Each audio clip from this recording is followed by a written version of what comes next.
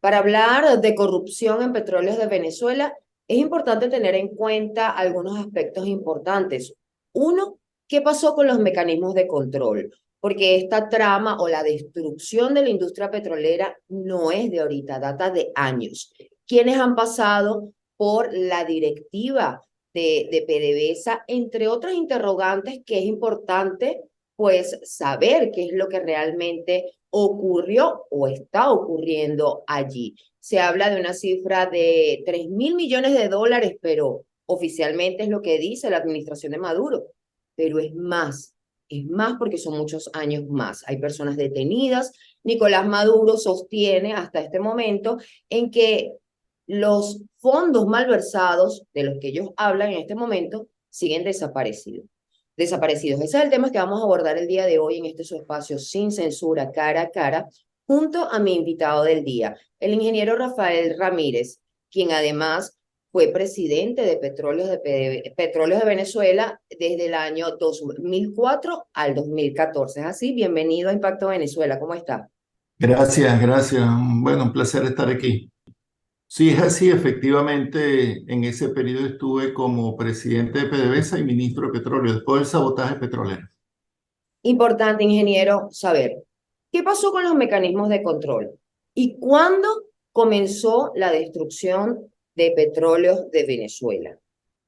Gracias. Mira, la industria petrolera venezolana tiene mucha regulación por ser la empresa más importante del país. No solo está dictada por la Ley Orgánica de Hidrocarburos, que es el parámetro de funcionamiento de todo el sector, sino que, bueno, las leyes de la República son muy estrictas en relación a PDVSA. Un elemento fundamental es que durante mi gestión, y eso es público, está allí, fueron auditados todos los estados financieros de Petróleos Venezuela. Durante 14 años se auditaron completamente y se hicieron presentaciones ante la Asamblea Nacional y por supuesto dentro de nuestra empresa existían todos los mecanismos de auditoría y control, además de la propia normativa de la empresa. Nunca cambiamos la normativa de la empresa, es la misma normativa vigente desde siempre, que es la que aplica para empresas de este tipo. Ahora, yo debo decir que la destrucción de PDVSA y el desmantelamiento de los mecanismos de control se inició tan pronto Nicolás Maduro tomó el control de la empresa. Podría citar este momento a finales del año 2014 con mi salida, que ellos comenzaron a colocar su gente en la junta directiva y luego, con la militarización de la empresa en 2017, tomaron el control absoluto. Ahora, cuando yo digo que se ¿Quién eliminaron estuvo allí en 2017? ¿Nombre? el general Manuel Quevedo, el Ok. gran responsable, Delcy Rodríguez también estuvo, en fin, también eso es público, ¿no? Pero lo importante acá es que cuando estamos hablando de los hechos de corrupción que se están ventilando ahora, producto de los conflictos internos que hay entre el madurismo, hablamos de una cifra que no tiene precedentes, no son 3.000 millones de dólares. En los últimos, hay un reporte de Reuters que yo invito a leer con documentos que incluso tiene la Fiscalía venezolana, donde se denuncia que entre 2020 y 2022 se han perdido 25.000 millones de dólares de la industria petrolera, bajo la modalidad, no de contrataciones ni de obras, no, bajo la modalidad de que era petróleo que se entregaba a terceros, a particulares, y esa plata nunca entró al país. Ahora, volviendo a los mecanismos de control, ¿cómo es posible que un número tan gigantesco pase frente a las narices de esta gente y nadie se dé cuenta? Bueno, claro que se dieron cuenta, fíjate.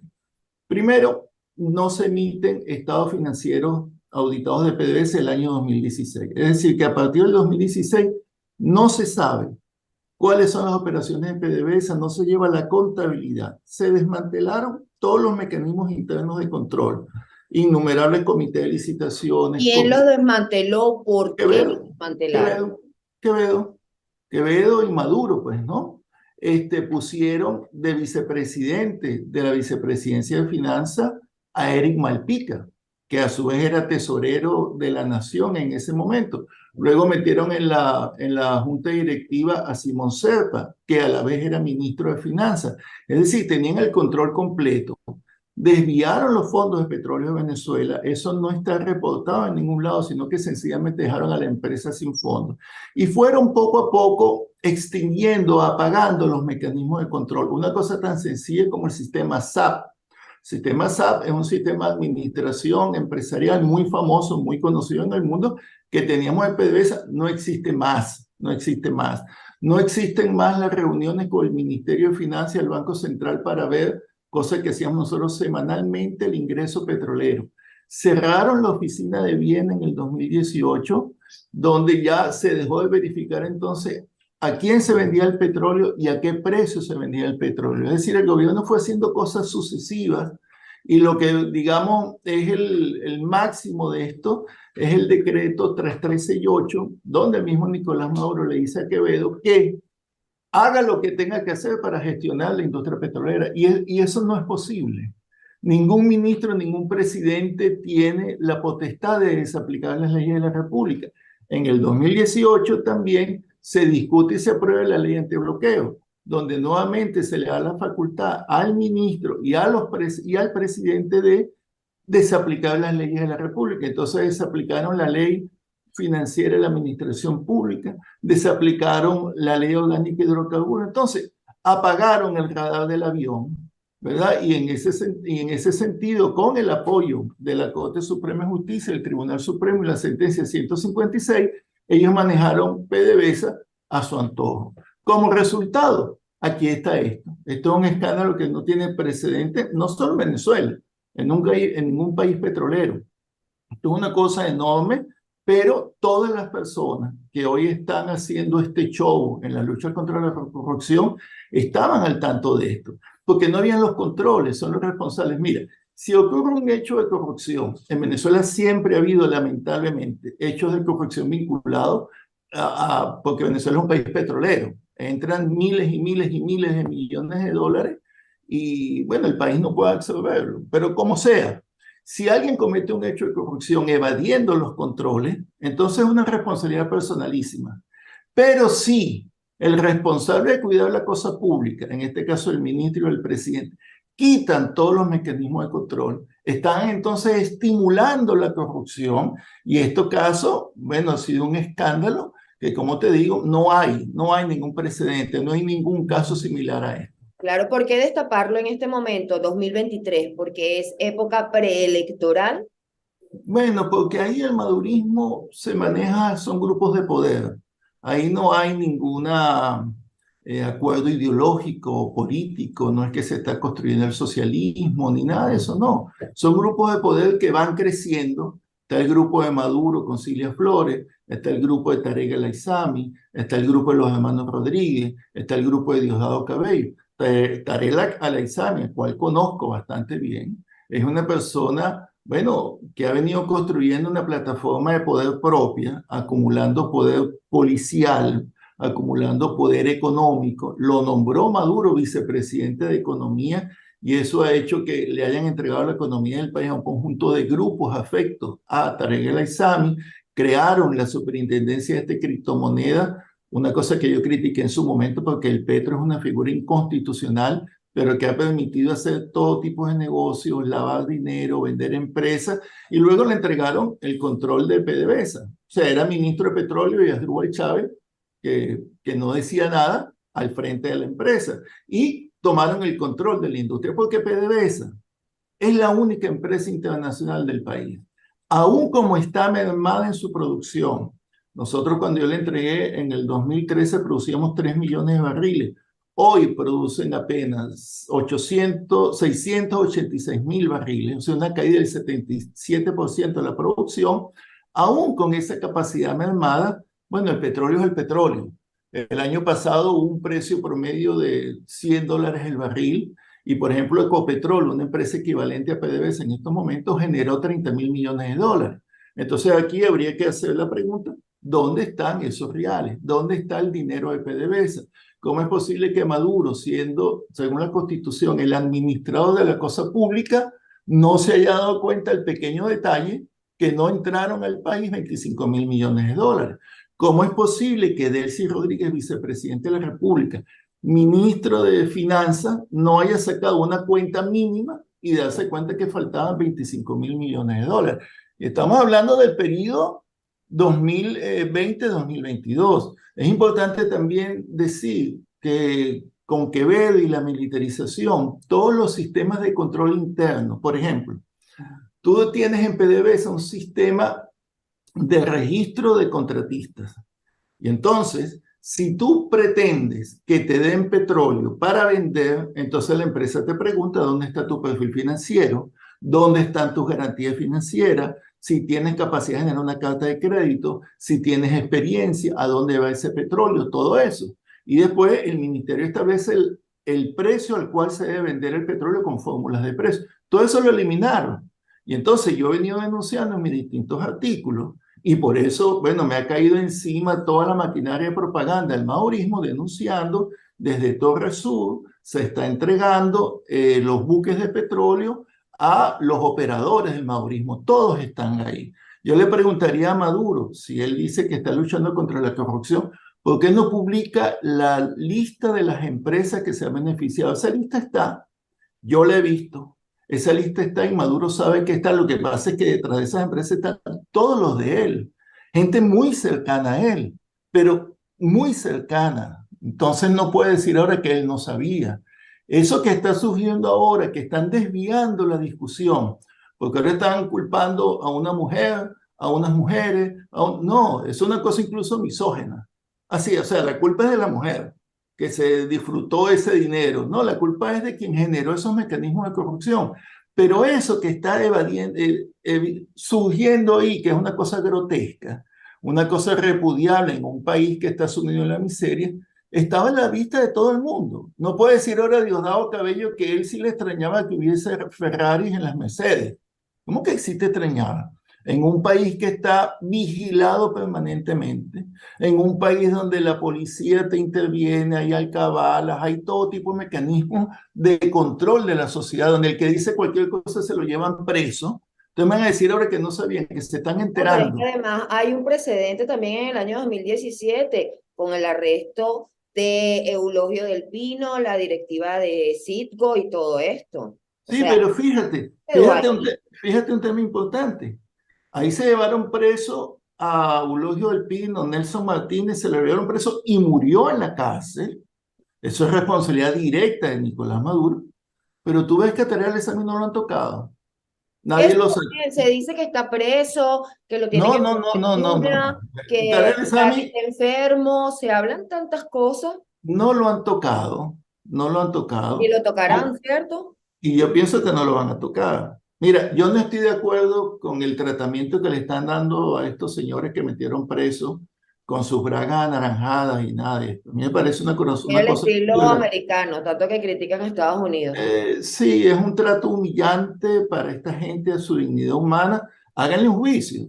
Está bien, pero sin show. Tú te das cuenta que ahí es un show de Maduro, quiere parecerse al presidente de El Salvador, a Bukele, Bukele, a Nayib Bukele. disculpa, al presidente Bukele. O sea, es un show publicitario, pero todo el mundo sabe que ahí falta gente.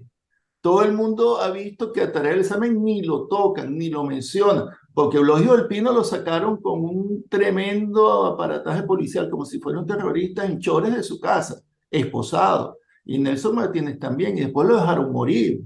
Y así ha hecho con toda la gente que Nicolás Maduro ha decidido golpear. Pero ahorita hay intocables, ¿no? ¿Dónde ¿Cuáles está son los intocables, ingeniero? ¿Quiénes serían los intocables? bueno, toda la gente que se ha beneficiado de recibir los cargamentos de petróleo? Hay nombres, ellos lo saben. Ahora, corresponde al gobierno publicar esa lista. Corresponde al fiscal, que por cierto se enteró tardíamente de este procedimiento, publicar esa lista. Porque cuando aquí hubo dos muchachos, bueno, yo he escrito y me han tratado, me han crucificado. Ok, ponte que digan que yo soy un enemigo político de Maduro, pero hay muchachos que han reclamado este tema. Alfredo y Evgeny Torrealba, que eran de comercio y suministro, que llevaron estas denuncias a la fiscalía y la respuesta fue llevárselos presos y decir que eran agentes de la CIA. Pero no lo dijo cualquiera de estos instigadores del odio en sus programas de la noche, no, lo dijo el ministro del Interior. O sea, ¿De qué estamos hablando? Entonces, Maduro siempre tapando y protegiendo a su gente, solidaridad automática, una cosa que le encanta a ellos, pero cuando esto se conozca el nombre de toda la gente que recibió petróleo ahí, bueno, este gobierno va a caer. Porque aquí en definitiva renunció Tarek El Aissami, el resto del gobierno se ha hecho a un lado, se han quedado calladitos, no dicen nada, pero aquí habría que pedir la renuncia de Nicolás Maduro. Es el gran responsable de esto. Es el responsable de la hacienda pública, de acuerdo a la Constitución. Ahora no puede salir a rasgarse la vestidura y dirá, no, que voy a rematar las cosas que se confiscaron y se lo voy a entregar al pueblo. No, chicos, no queremos eso.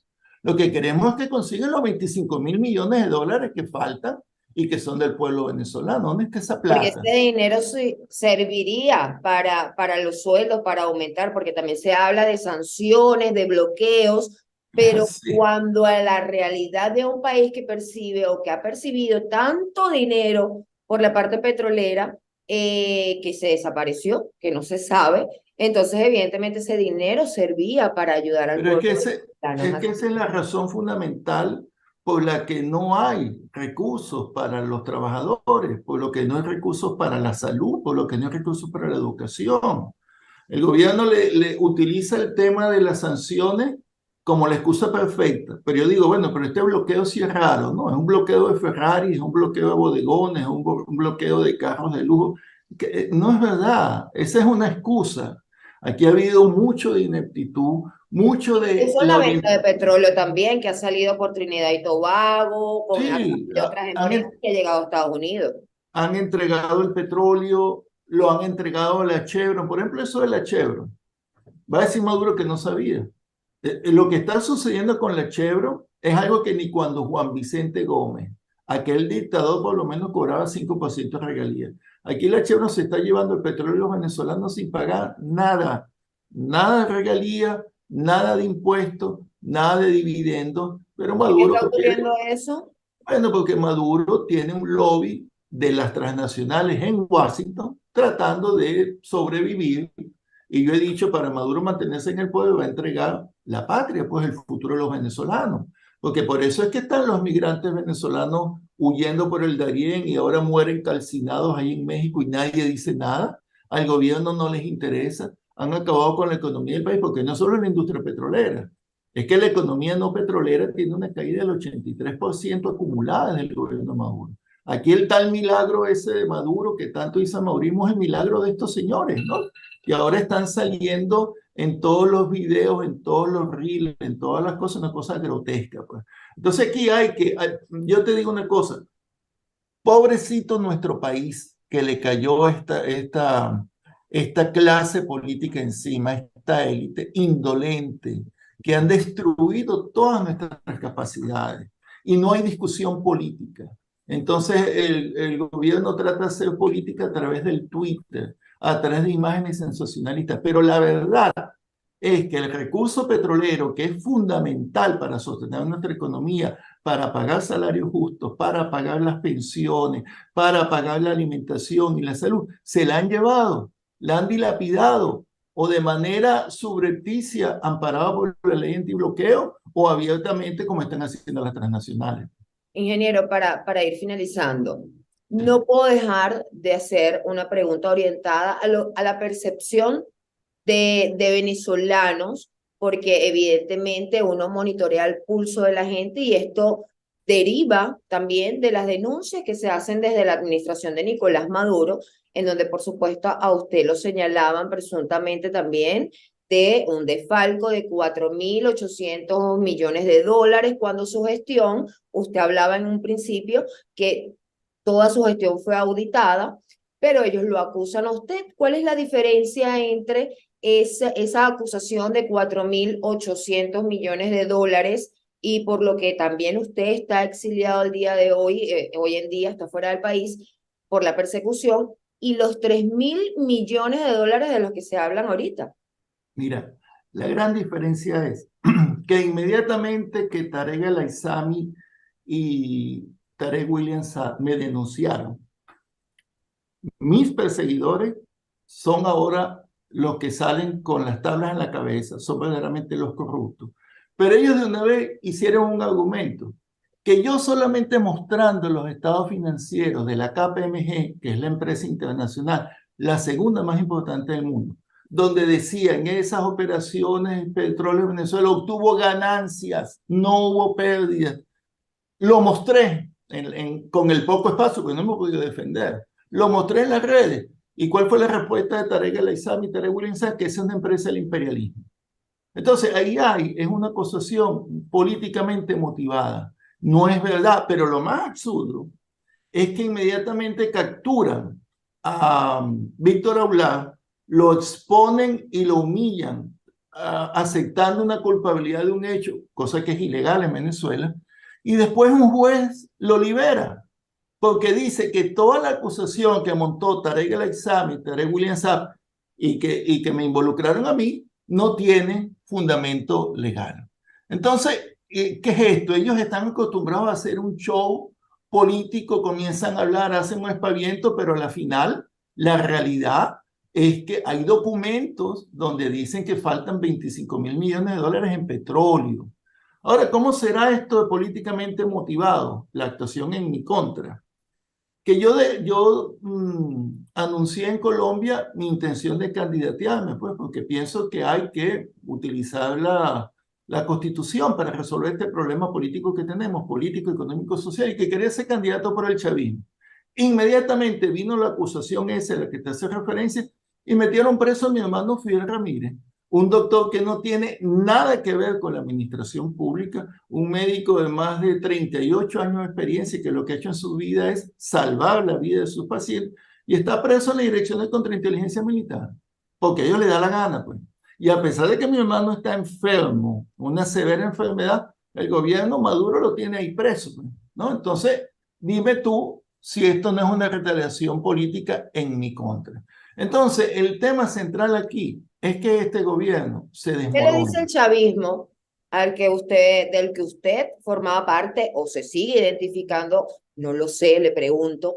¿Qué le dicen esas personas que continúan en el país y que continúan formando parte del chavismo hoy en día con toda esta situación? Yo soy chavista, reivindico a Chávez, reivindico lo que hicimos con Chávez y lo que hicimos con el petróleo, llevándole felicidad al pueblo. Pero es que aquí el problema es que esta gente no es chavista. Maduro, los hermanos Rodríguez, Diosdado Cabello, si se rasguen las vestiduras y utilicen el nombre de Chávez para su propósito político electoral, no son chavistas, porque han destruido toda la obra de Chávez, han destruido la economía venezolana, han destruido el vivir bien del pueblo, han violado los derechos humanos, pero como les da la gana, se han cometido un gobierno criminal, han violado la Constitución, han violado las leyes, han entregado el petróleo. Entonces, ¿cómo es que van a ser chavistas? ¿Qué es eso? Para ser chavistas hay que respaldar su pensamiento político y defender su obra y defender todos los logros sociales. Este es un gobierno antiobrero. Tiene a los obreros ganando $5 mensuales. Sí. Cuando con el presidente Chávez nuestro salario mínimo era de $450 al mes. O sea, este es un gobierno distinto, este es un gobierno madurista, esto no es nada que ver con Pero Chávez. usted mantiene contacto con chavistas que están en el país, que están en el Claro, gobierno, ¿qué le dicen? claro, nosotros estamos trabajando y vamos a seguir junto al pueblo. Yo lo que le digo siempre es que hay que estar con el pueblo, junto al pueblo, dirigiendo al pueblo en sus luchas, no dejarlo solo, apoyar a los maestros, apoyar a los trabajadores. Y a mí me corresponde explicar estos temas petroleros, bueno, porque son más complejos, porque hay mucha desinformación, porque hay mucha propaganda, pero la verdad es que desde que apareció el petróleo en el país, todo tiene que ver con el petróleo. Todo tiene que ver con el petróleo. Nosotros nos va a ir bien o nos va a ir mal si tenemos petróleo y lo tenemos administrado a favor del pueblo venezolano. ¿Cree que algún día Petróleos de Venezuela vuelva a ser la empresa que era antes, que pueda ser auditada, que pueda ser Sí, referencia de transparencia? sin duda, sin duda. Para eso tiene que haber otro gobierno, porque esta gente ya tiene 9 años al frente del país, 10 años, y ha demostrado que no puede. O sea, si que estuviera funcionando las plenas libertades democráticas, este gobierno no le gana una elección a nadie.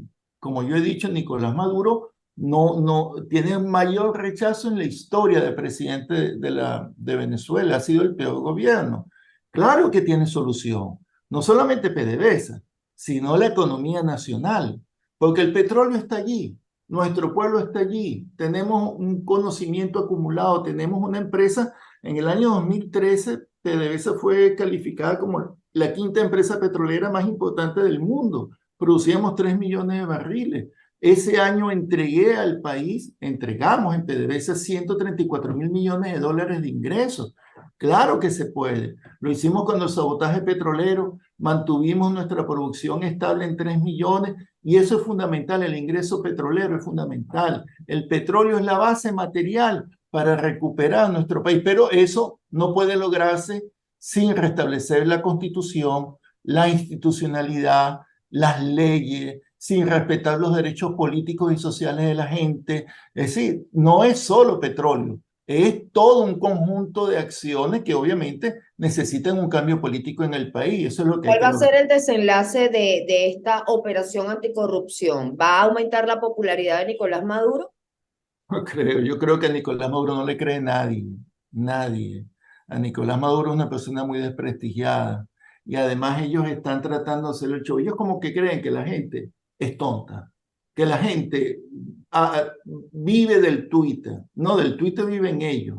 La gente está en la calle con una situación económica extremadamente compleja. Nunca habíamos estado así en ninguna situación, ni cuando el sabotaje petrolero, ni cuando el golpe de Estado, nunca Venezuela había estado tan mal. Y el único responsable de esto es Nicolás Maduro. ¿Qué le vaticina al país para 2024 cuando se esperan elecciones presidenciales? Vamos a un cambio político. Vamos a un cambio político. Eso requiere que todos los sectores políticos y sociales vayamos unidos, confrontemos esta situación que es una debacle nacional y restablecer al menos 5 puntos fundamentales: nuestra constitución, nuestras leyes, los derechos humanos, la soberanía sobre el petróleo, sobre nuestra economía, para poder atender como prioritario la crisis humanitaria que tenemos. Fácil decirlo, pero del dicho No, hay pero es mucho muy que difícil decir. hacerlo. Es muy difícil hacerlo, pero nosotros estuvimos al 10, 12 años al frente del país y pudimos resolver muchas cosas y sabemos cómo hacerlo, pero yo creo en Venezuela. Yo tengo una visión optimista de lo que podemos hacer en el país. Lo peor que nos puede pasar es que renunciemos al futuro, que renunciemos porque digamos, bueno, Venezuela se fregó. No, no, no, no. Hay que seguir insistiendo y todos tenemos que poner nuestro grano de arena, pues. Ingeniero, muchísimas gracias por aceptar esta entrevista a través de la pantalla de Impacto Venezuela. A ti, muchas gracias, muy amable. Un gusto haber conversado con usted, a toda mi audiencia. También muchísimas gracias por acompañarme cada domingo en este su espacio sin censura. Recuerden que tenemos disponible para ustedes también una plataforma en la web www.impactovenezuela.com y nuestras redes sociales @impactove. Soy Mildred Manrique, nos vemos en una próxima entrega.